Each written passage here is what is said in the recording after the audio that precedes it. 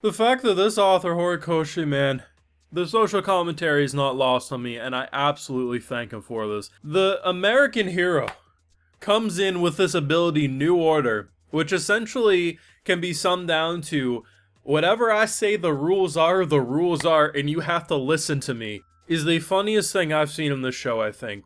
And it could just be recency bias. I'm okay with that, but that has to be the coolest freaking quirk I've seen, man. Seemingly no limit to what you can do to others as long as you have the name and seemingly make some form of contact with them, is a limit to what she can do to herself, so it's not like she can just become All Might. She can try to replicate some things and become pretty strong, but she ain't gonna become All Might.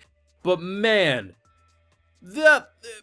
what have I said throughout all the times I've covered this show? I've been talking about this bad boy for a long time, and I constantly say that, like, watching My Hero kind of feels like waking up on Saturday morning and just feeling like a kid again. And bitch, I've been waking up for Saturday mornings to watch My Hero, and I'd be feeling like a kid every goddamn week this show's on. Took a bit for this season to start. I think this is still supposed to be a 2-core, but I don't care. They came in quite literally swinging, with Shiggy standing on some brain-ass mutated bitch, and then you have her with her fleet of bros. You can nitpick, you can say, oh, did the planes really move that much? They were a little static? I don't care, man. Call me a fanboy, call me whatever. That shit was just fun. Of course, I have full live reactions to My Hero Academia over on my Patreon. If you want to see my full uncut thoughts to this or any of these future Season 7 episodes, going to be over there if you're interested. So, pretty much right away when the fight started, I was like, she dying. Like, that was my assumption. Because I'm like, okay, one, the banger of an opening that is Season 7's OP, I don't even think she was in that once. So I was like, okay, they're setting her up to be this big badass and they're gonna kill her right away. I had low expectations because I was like, oh, clearly, if you're actually as broken as it's seeming, there's no way Shiggy ain't gonna take that. Because right now we're in a process of, I think they said it was like 97 or 98% in terms of All For One and Shiggy like merging into a new entity. So it's kind of like a fight right now of like which, because throughout the fight and throughout like the entire episode, you kind of like, oh, that does feel like Shigaraki, and then it's like, oh, that doesn't feel like him at all. And just that back and forth. At one point, she pins this fool to the goddamn plane or whatever and says, hey, Shigaraki, you gonna die. And it's like, oh my god, like you're literally your heart's gonna stop. And it almost worked. Had the internal fight not gone on in the way it did, like I'm pretty sure his heart would have stopped there, but because he wasn't actually him, you know, was able to overcome him. So the fact that she does need the name is very interesting, which actually does explain why, you know, right away she's like, okay, like is this All For One or whatever when she first starts out. I think one of the coolest things about this show, even when it's been at its low, and I don't think My Hero's ever reached a true low of like disgusting quality.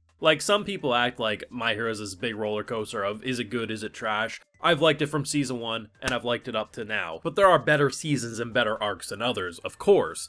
But the thing that's been, I think, the most consistent, even when it has reached what I consider lows, is the exploration of powers, the quirks, and how they're implemented. To casually introduce, yeah, sure, they ended the last season, they teased it and stuff, but to casually introduce the first episode of season 7, from what I gather, the manga, if like this is like a 2-core season, most likely we got season 8 will be the finish line, the finale. And to be this close to the end and still bamboozling me with the coolest freaking abilities, I'm thinking there's no way you top this, no, there's no way you top that.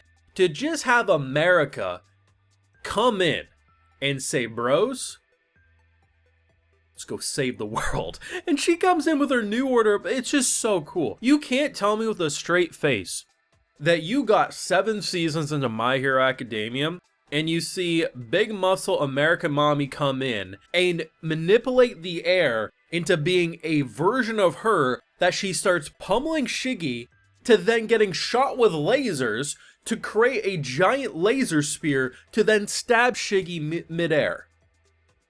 Yeah, maybe it's not enough.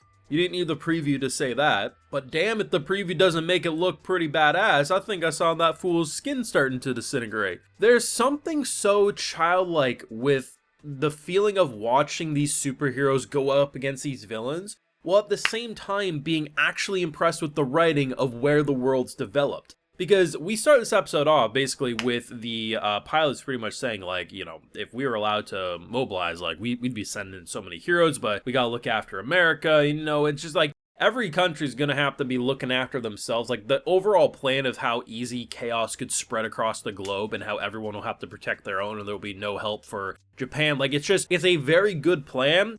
And then you have America come in saying, nah, I'm gonna do my own thing. And I'm just like, oh my goodness, this is fantastic. I have a feeling people will probably criticize really the lack of like anime. There's a lot of like static of them just standing on the planes and stuff and not moving, which honestly I'm okay with, because I think if you would have done more, it probably would have got into territory where you would have had to do a lot of 3D that would have been noticeable or anything.